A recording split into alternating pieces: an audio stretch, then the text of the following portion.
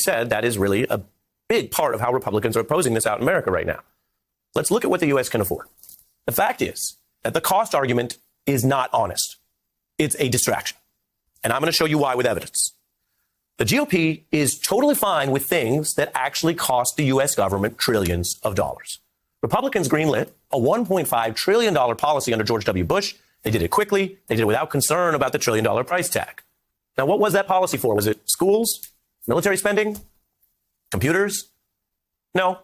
We're talking just about the Bush tax cuts, a $1 trillion level decision that overwhelmingly benefited rich people who needed that cash the least. You see it right there. It also grew the deficit, and many economists found it didn't spur growth either. So everyone knew the cost of that price tag. And Trump comes along, and Republicans, well, they kind of channeled Britney Spears on policy. A little bit of, oops, I did it again. They greenlit almost $2 trillion in another new program. Was it for affordable housing? Healthcare? Nope. Just $1.9 trillion in more tax cuts. It proved to be a costly program, also panned by many nonpartisan economists. Together, the policies cost over $3.4 trillion. You see both of them there, yellow and orange. Compare that to the cost of the Biden spending plan right now that would fund healthcare and climate initiatives, education, family programs. You can see they're almost about the same, roughly. It's $3.5 trillion.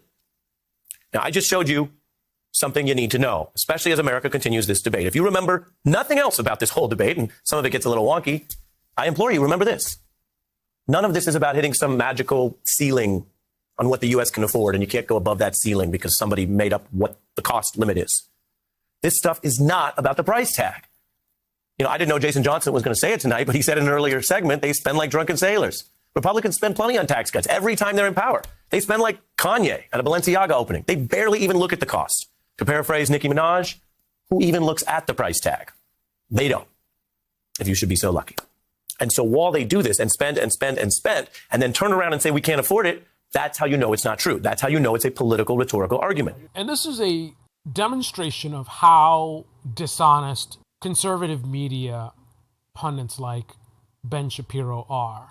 Let me give you a tip. If you want to see if a conservative media channel is being honest with you about the reconciliation process, I want you to look out for some simple things. If I'm a right-wing propagandist playing games for the Republican Party, helping them with their mission, then what I'm going to do is I'm just going to keep talking about the money. It's too much money, the inflation, this and that, and we can't keep spending, and Democrats think that you can just put money under. I'm just going to talk about that, right? I'm going to completely ignore the policies. I'm going to ignore what's in the actual bill.